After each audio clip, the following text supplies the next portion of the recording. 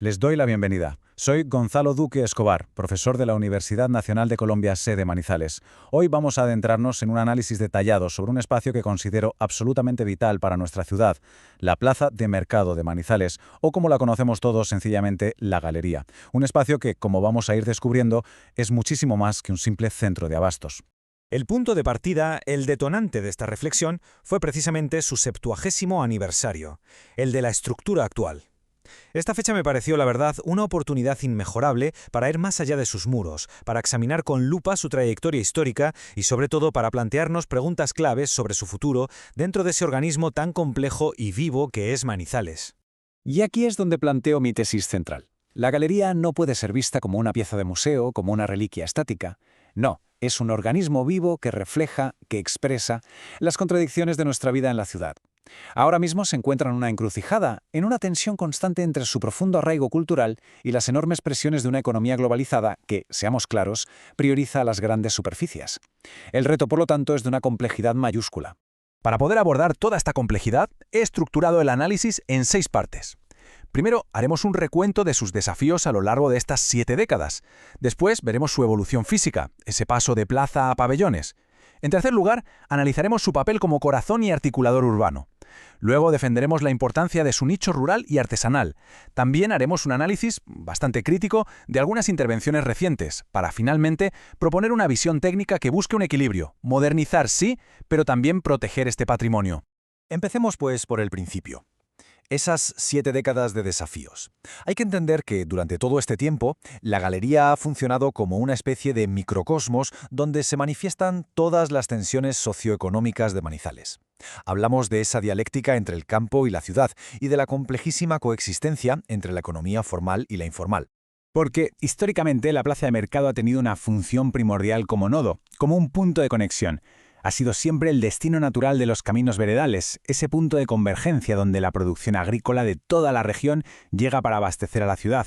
Y ojo, este espacio ha permitido una interacción social que hoy es difícil de encontrar, uniendo a productores rurales con consumidores urbanos de absolutamente todos los estratos. Este contraste visual creo que lo explica todo, ilustra perfectamente el cambio de paradigma. Miren, en el pasado la galería era el epicentro del abastecimiento para una economía de corte industrial.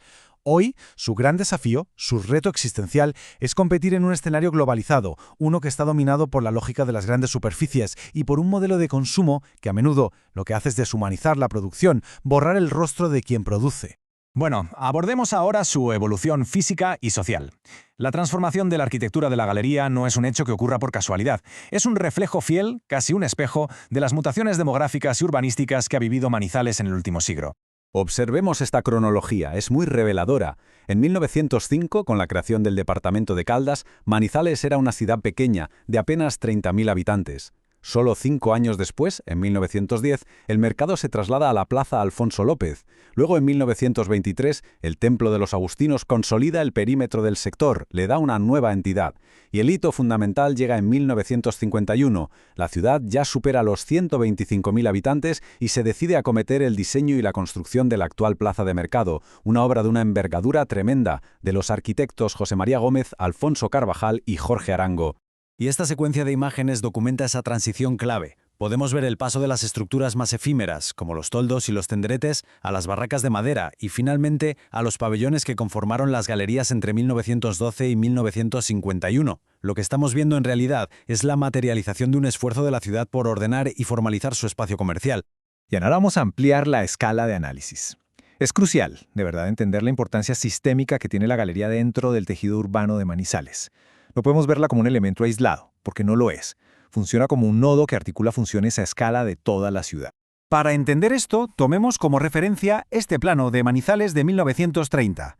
Aquí se puede observar la malla urbana en una fase clave de su consolidación. Nos permite entender la lógica en la distribución de sus zonas funcionales y los flujos que las conectaban, con ese centro comercial como su eje gravitacional. En mi análisis propongo una división de Manizales en 4 zonas funcionales. Primero, una zona industrial, cuya localización, hay que decirlo, es deficiente respecto a la logística regional. Luego, una zona residencial de alto valor, que paradójicamente se encuentra superpuesta a paisajes industriales. una tercera zona de servicios en torno a Palo Grande, que presenta síntomas de lo que he denominado artrosis funcional, es decir, una rigidez, una pérdida de conectividad. Y finalmente, la zona comercial, nuestro centro histórico, que es donde se enclava la galería, hoy amenazada por el deterioro urbano. Y con esto llegamos al núcleo de mi argumento. La función económica y social que hace que la galería sea única. Es aquí donde reside su valor más estratégico, y creo yo la clave para su futuro. Funciona como un nicho económico absolutamente vital para los pequeños productores de nuestra región. Este esquema contrapone los dos modelos productivos que están en juego. Por un lado, el agroindustrial, economías de escala, producción en serie, uso intensivo de agroquímicos, y su destino son las grandes superficies. Y por otro lado, el modelo rural y artesanal que sobrevive en la galería. Este se sustenta en cadenas productivas cortas, tiene un fuerte componente cultural, de saberes tradicionales y una clara vocación hacia la producción limpia. Son, como ven, dos lógicas económicas en competencia directa. En consecuencia, mi planteamiento es claro. El futuro de la galería está indisolublemente ligado a la viabilidad de esta economía rural. Y claro, dicha viabilidad depende, y mucho, de un apoyo decidido por parte del Estado, de políticas públicas que de verdad incentiven la transición hacia una producción más limpia. Solo así se podrá consolidar una alternativa real frente al modelo de la agricultura industrial. Ahora procedamos a un análisis crítico de algunas intervenciones que se han hecho recientemente. Se han implementado soluciones que, sin embargo, nos obligan a preguntarnos si de verdad han partido de un diagnóstico profundo de la realidad del mercado o si, por el contrario, responden más bien a una lógica de intervención vertical, desde arriba, bastante descontextualizada.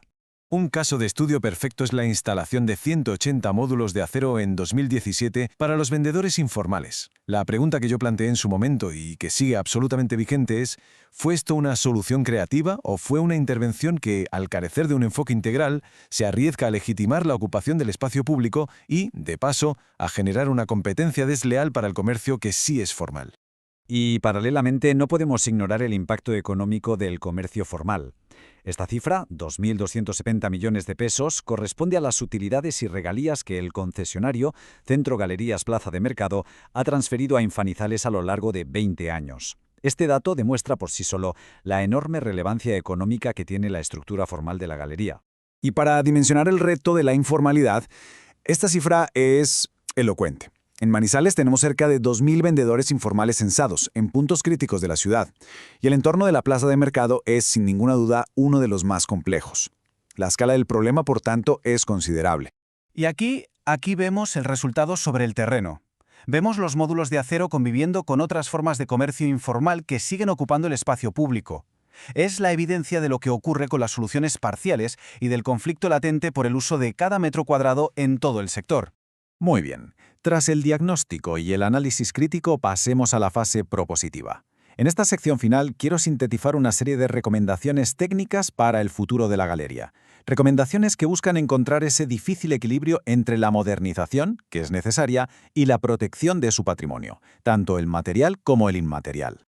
Mi propuesta técnica se articula en una estrategia con 3 ejes clave. Primero, descongestionar y separar funciones. Esto implica crear una central de abastos para mayoristas en una ubicación externa. Segundo, modernizar y equipar la infraestructura actual, dotándola de espacios públicos y servicios de calidad. Y tercero, y esto para mí es lo más importante, proteger el tejido social. Hay que garantizar que cualquier proceso de renovación ponga en primer lugar a los artesanos, a los comerciantes y a los residentes, que son, al fin y al cabo, la esencia, la vida de la galería.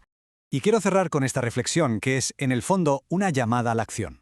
Cualquier intervención en la galería no puede ser una imposición técnica, debe ser la consecuencia de un proceso de ordenamiento territorial que sea, por definición, incluyente, participativo y concertado. Porque nunca debemos olvidar que el territorio no es un simple soporte físico, es ante todo una construcción social. Y de la calidad de esa construcción depende el futuro de nuestras ciudades. Muchas gracias.